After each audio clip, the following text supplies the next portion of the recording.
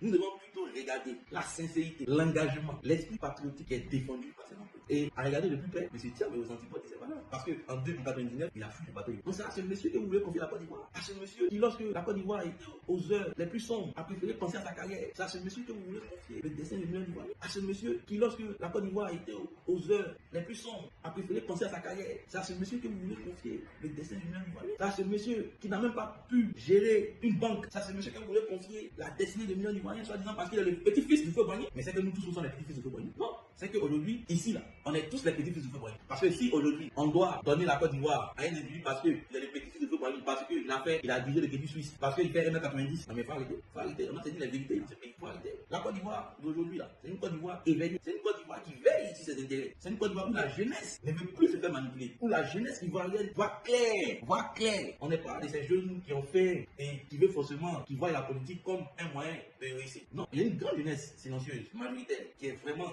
engagée dans un combat sincère, qui veut que la Côte d'Ivoire soit hissée au plus haut rang. Il y a une jeunesse silencieuse, majoritaire, qui n'attend que l'homme qui va les représenter. La Côte d'Ivoire, c'est 70% des jeunes. Je pense que ces jeunes-là ne veulent plus mourir ni de Gbagbo, ni de Ouattara, ni encore se faire manipuler par une économie. C'est d'ailleurs, soit disant, va apporter le miracle. Aujourd'hui, nous voulons dire nos pères, M. Thiam, la Côte d'Ivoire n'est pas inévitable. La Côte d'Ivoire n'est pas inévitable.